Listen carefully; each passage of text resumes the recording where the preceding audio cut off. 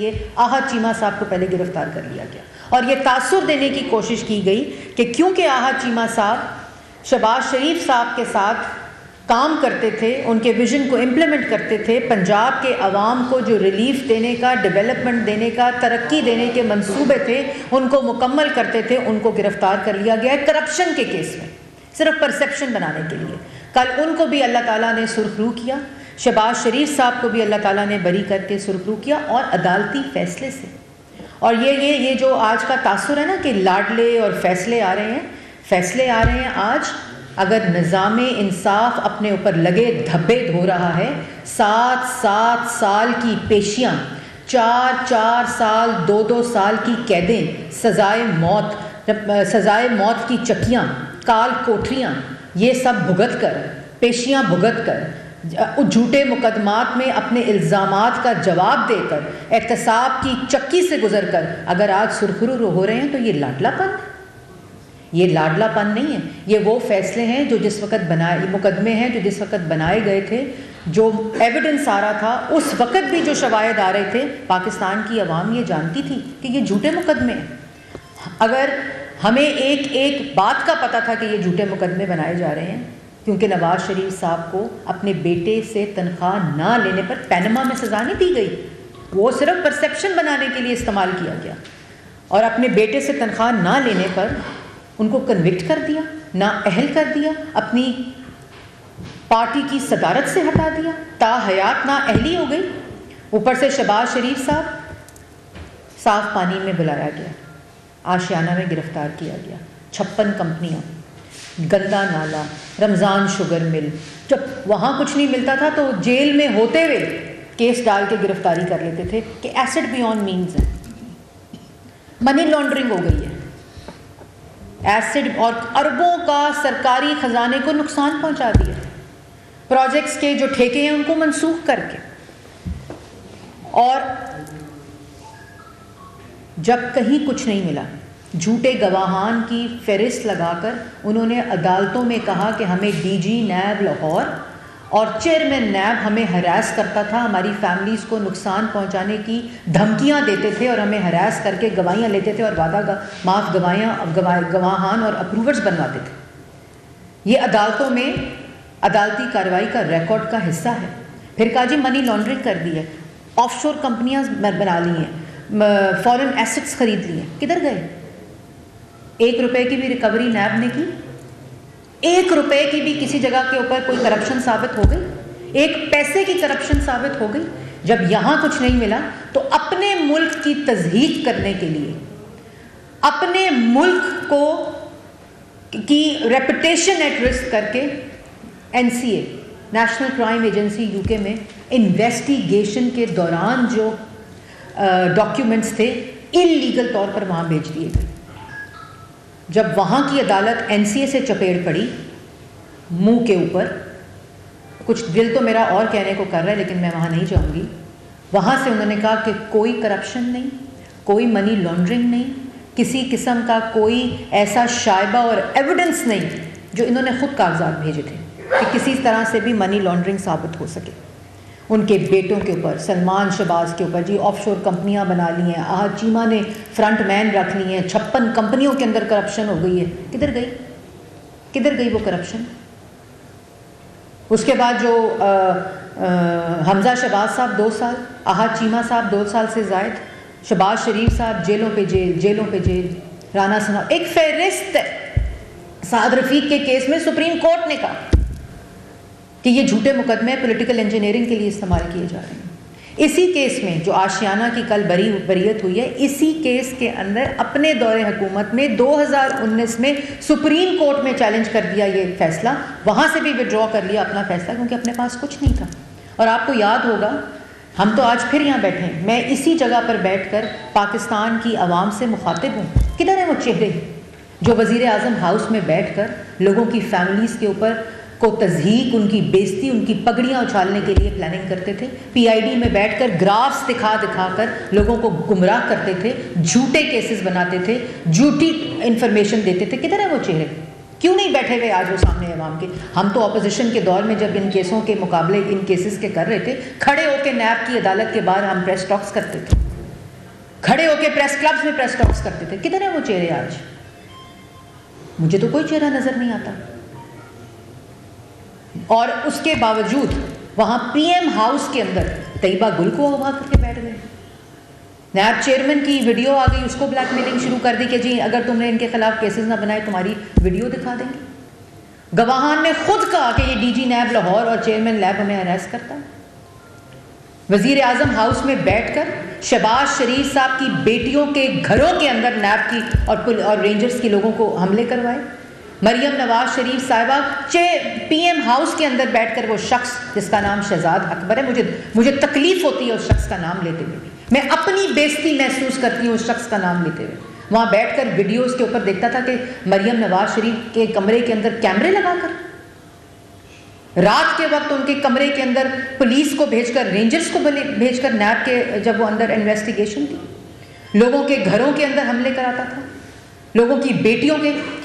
اور اس کے باوجود کہ یہ اخلاقی طور پر فیصلے اسی وقت ختم ہو گئے تھے جب کبھی سرینا سے لفافہ آتا تھا, جب کبھی جج کے کمرے سے منہ چھپاتے ہوئے لوگ نکلتے اور آپ رپورٹرز پوچھتے تھے کہ کیا ہے تو منہ چھپا کر سامنے وہ نہیں کرتے تھے آج کے دن کے لیے. اور میں اب آپ کو ایک کلپ دکھانا چاہتی ہوں جو آپ سب کو دیکھنا چاہیے. لگا دیں ذرا, کلپ لگا دیں, کلپ لگا دیں.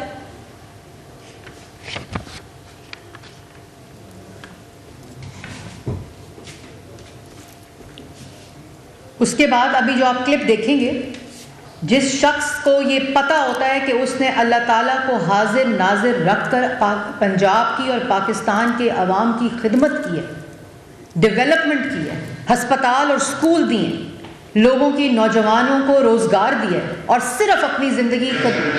یہ آپ دیکھ لیں, ایک میں لگا دیں.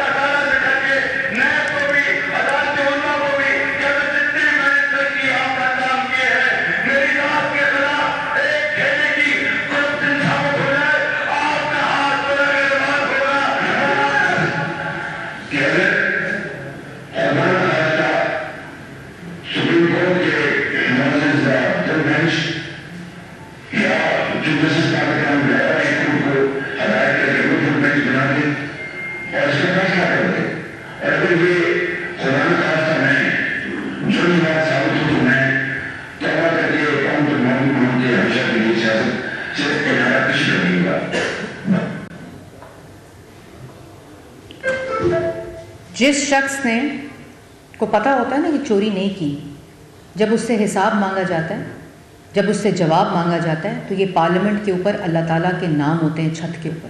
اس کو گواہ بنا کر اس وقت بھی شہباز شریف صاحب نے کہا تھا کہ ایک دھیلے کی کرپشن اگر میرے خلاف ثابت ہو جائے, جو میں نے منصوبے 10 سال سے زیادہ پنجاب کے لوگوں کی خدمت کی ہے, اربوں اور کھربوں کے پروجیکٹس لگائے ہیں, ان میں سیونگ کی ہے, تو انہوں نے کہا تھا کہ اگر میرے خلاف ایک دھیلے کی کرپشن, اور ایک دفعہ نہیں کہا, ہر دفعہ یہ کہا, تو میں سیاست چھوڑ دوں گا.